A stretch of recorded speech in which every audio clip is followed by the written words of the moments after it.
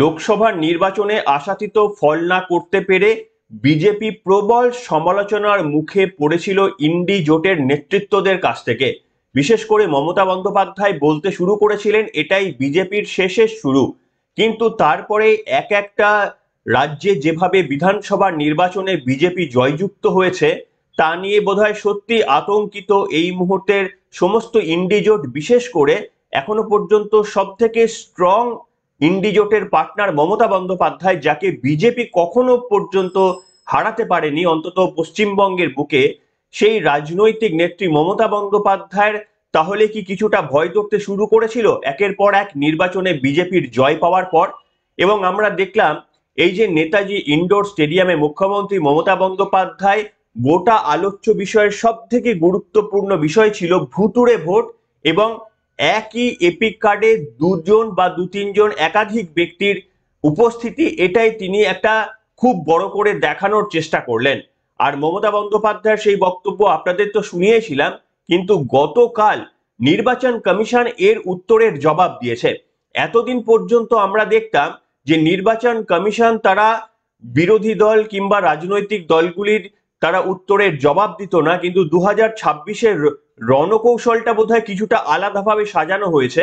সেই কারণেই কিনা বলতে পারবো না, মমতা বন্দ্যোপাধ্যায়ের ইন্ডোর স্টেডিয়াম থেকে বলা বক্তব্যের একেবারে একটা কাউন্টার করার জন্য কিছু নথি তারা প্রকাশ্যে এনেছেন। তারা একেবারেই ডকুমেন্ট করে তারা জানিয়ে দিয়েছেন কেন বা কোন ক্ষেত্রে একই এপিক কার্ডে একাধিক ব্যক্তি থাকতে পারে, সেই উল্লেখ তারা করেছেন।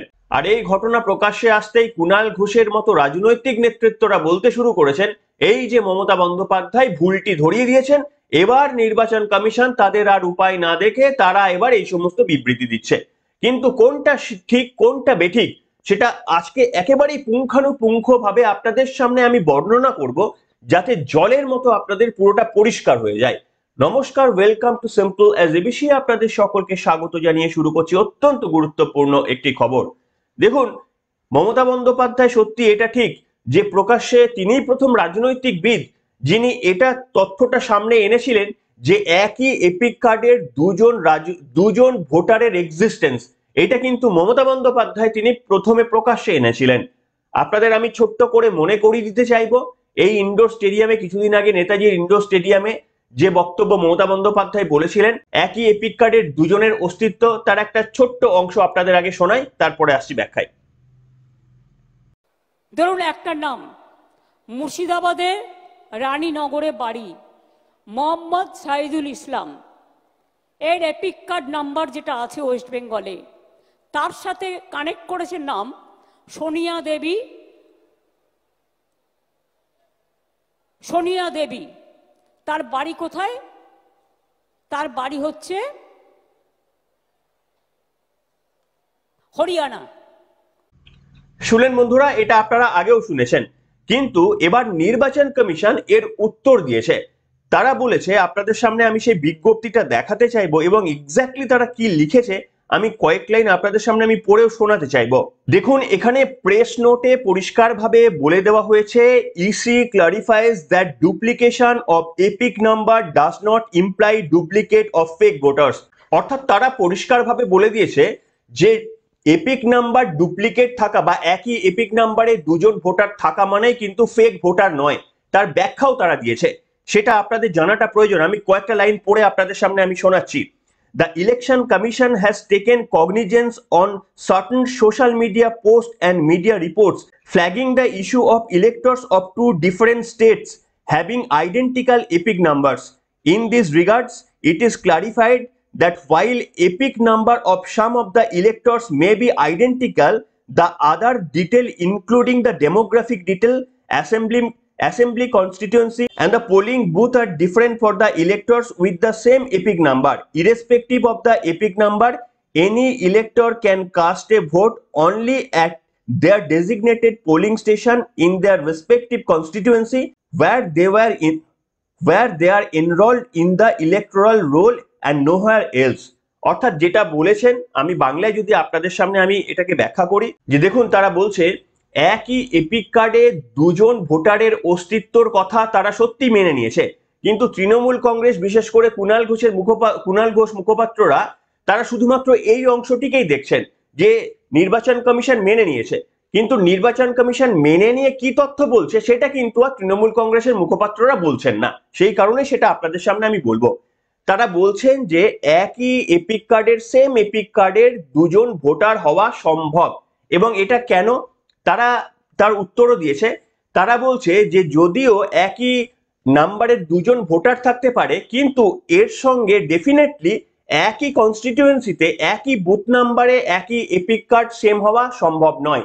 তারা পক্ষান্তরে এটাই বলছে, অর্থাৎ একই এলাকার মধ্যে একই বুথ নাম্বারের মধ্যে দুটো আইডেন্টিক্যাল এপিক নাম্বার সেম হওয়া সম্ভব নয়।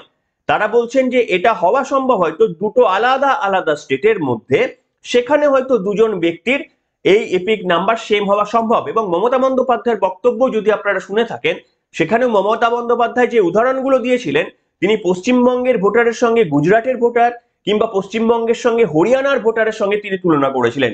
তিনি এমন কোনো তথ্য অন্তত সামনে আনেননি যেখানে মুর্শিদাবাদের একটি অঞ্চলের ভোটারের সঙ্গে মুর্শিদাবাদের আরো একটি অঞ্চলের ভোটার তাদের এপিক নাম্বার সেম, কিংবা একই বুথের মধ্যে দুটি ভোটার তাদের এপিক নাম্বার সেম, এমন কিন্তু তথ্য বলতে পারেনি।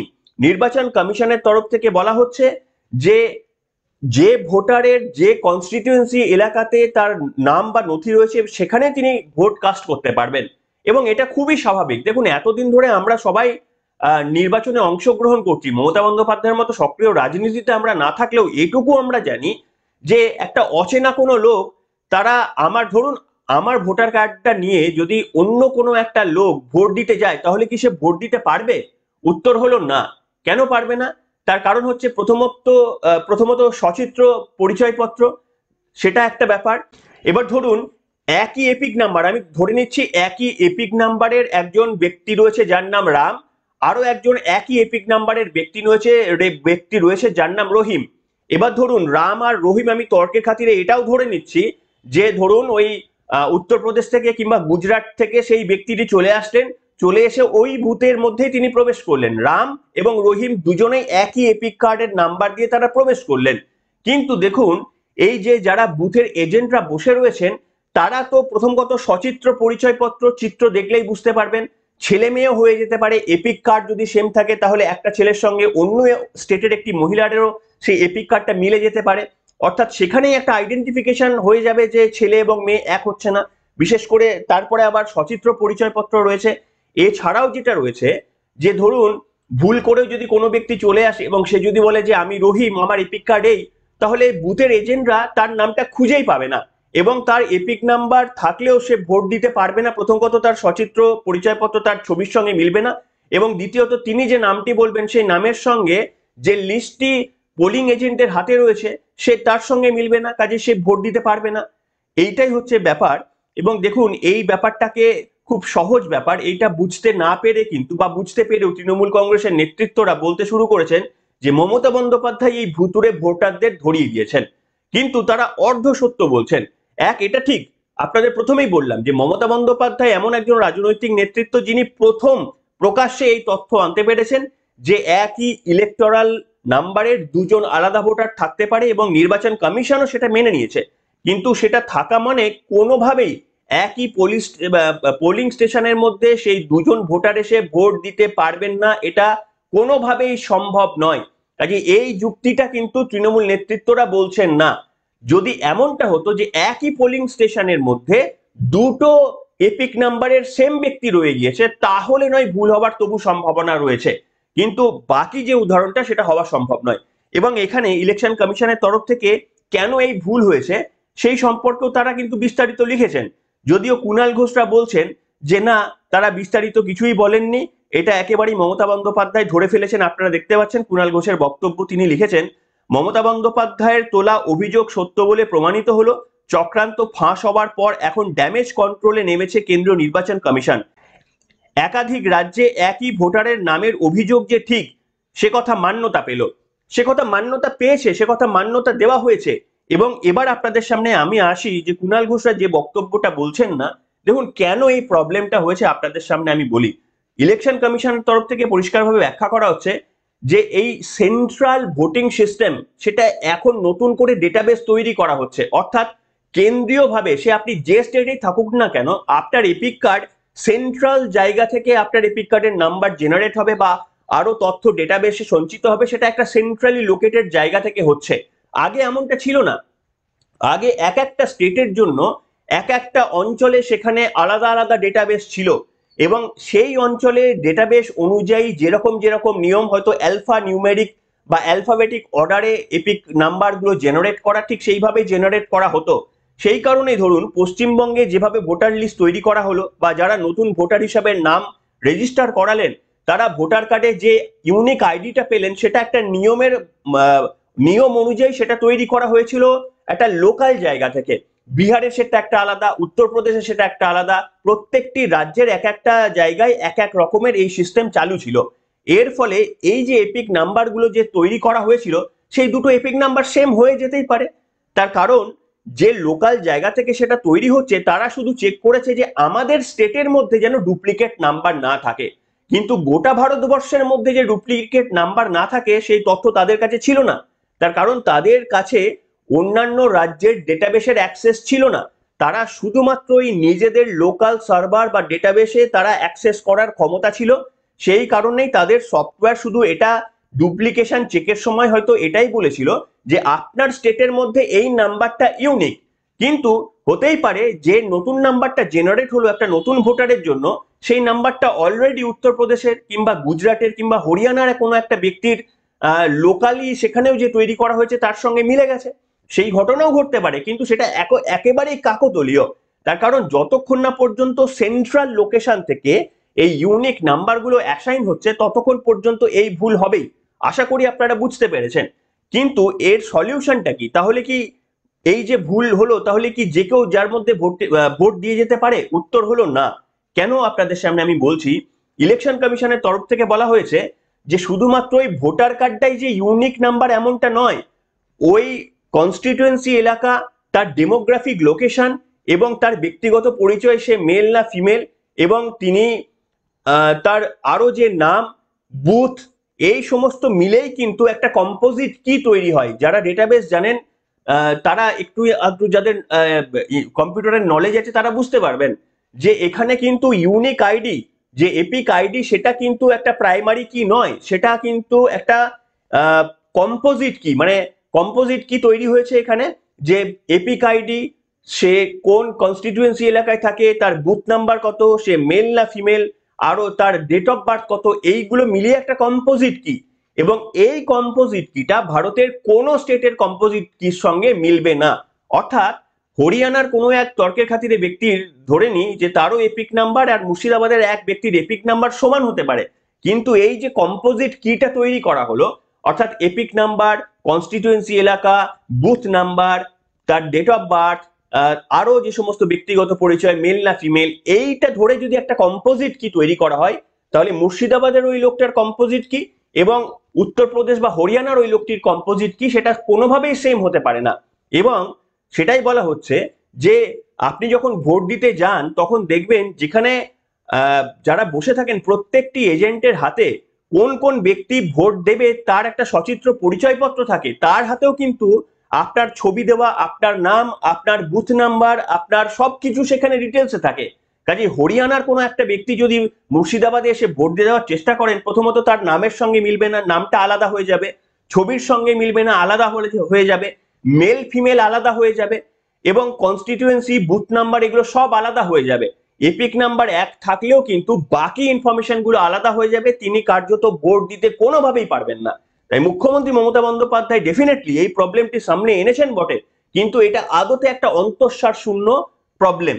এই প্রবলেমটা ইতিমধ্যে রেকটিফিকেশনের জন্য শুরু হয়ে গেছে। কারণ আপনারা জানেন যে যখন কম্পিউটারাইজেশন হচ্ছিল, তখন কিন্তু এই লোকালি এই জিনিস ডেটাবেস গুলোকে এইভাবে তৈরি করা হয়েছিল, লোকালি তৈরি করা হয়েছিল। কিন্তু এখন সিদ্ধান্ত নেওয়া হয়েছে এই সমস্ত প্রবলেমের জন্য এটা সেন্ট্রাল একটা জায়গা থেকে কিন্তু এই নাম্বারগুলো আলটিমেটলি অ্যালোকেট করা হচ্ছে, যাতে করে এই ধরনের ডবল এন্ট্রি বা একই এপিক নাম্বার যেন দুজন ব্যক্তির সেম থাকে, এমন ঘটনা যেন ঘটতে না পারে। কিন্তু এই ঘটনার জন্য যে বিরাট একটা বড় ব্যাপার হয়ে যাচ্ছে, এই ঘটনার জন্য যে জেতার কথা না সে জিতে যাচ্ছে, এমনটা যারা যে রাজনৈতিক দল ব্যাখ্যা করছে, তারা আইদার ন্যূনতম পড়াশোনাটুকু করেননি, আর না হলে পড়াশোনাটুকু করেও শুধুমাত্র মানুষকে বিভ্রান্ত করার জন্য বা ভুল ব্যাখ্যা করার জন্য এই কাজটি করছেন বলে আমার অন্তত ব্যক্তিগতভাবে মতামত। আশা করি আপনাদের সামনে আমি বোঝাতে সমর্থ হয়েছি যে একই এপিক কার্ডের নাম্বার থাকা মানেই যে একেবারেই অঘটন ঘটে যাবে, সে যে ফেক ভোটার একেবারে সঠিকভাবে দাবি করছে ইলেকশন কমিশন, সেটা কিন্তু নয়। তবে ইলেকশন কমিশনের তরফ থেকে এই ঘটনাগুলোকে যত তাড়াতাড়ি পারা যায় সেগুলোকে ঠিক করে নেওয়া উচিত, সেগুলোকে রেকটিফাই করে নেওয়া উচিত। আমরা বিশ্বাস করি যে এমন একটা ঘটনা মমতা বন্দ্যোপাধ্যায় বিগত দিনের তিনি দেখাতে পারবেন, এই লোকসভা নির্বাচনে কি তিনি দেখাতে পারবেন যে হরিয়ানার কোনো এক ব্যক্তি তিনি এসে ভোট দিয়ে চলে গিয়েছেন? দেখাতে পারবেন গুজরাটের কোনো এক ব্যক্তি তিনি অন্য একটা নামের এপিক নাম্বারের সঙ্গে ম্যাচ হয়েছে বলে তিনি মুর্শিদাবাদের রানীনগরে তিনি ভোট দিয়ে চলে গিয়েছেন? এমন একটা ইনসিডেন্ট তিনি এইটা যদি প্রমাণ করে দেখাতে পারেন যে দেখো আমি শুধু তথ্য বলছি না, গতবারেও এই ধরনের ভোটে কয়েকজন দিয়ে চলে গেছে, এই তথ্যটা তিনি সামনে কিন্তু আনেননি। এই তথ্যটা তিনি যদি আনতে পারেন তাহলে কিন্তু বোঝা যেত যে হ্যাঁ তার কথাটা সত্যি একেবারেই ঠিক, কিন্তু তার কথার মধ্যে পার্শিয়ালি ঠিক পার্শিয়ালি ভুল, সেটা আপনাদের সামনে আমি ব্যাখ্যা করলাম। পার্শিয়ালি ঠিক ওই জায়গায় যে একই এপিক কার্ড নাম্বারের দুজন বা একাধিক ব্যক্তি থাকতে পারে, কিন্তু আবার এটাও ঠিক যে একই ব্যক্তির একাধিক নাম্বার থাকলেই যে সে যে ভোট দিতে পারবে একটি কেন্দ্রে, এটা হতে পারে না।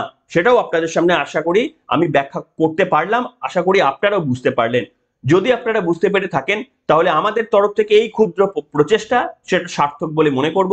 আপনাদের মতামত লিখে জানাবেন আজকের এই পর্বে কেমন লাগলো। যদি মনে করেন যে কিছু তথ্য আপনাদের সামনে নতুন দিতে পারলাম, তাহলে আমাদের সমর্থনে আপনাদের মন্তব্য আমাদের আরো বেশি করে অনুপ্রাণিত করবে। এখনকার মতো এখানে শেষ করলাম।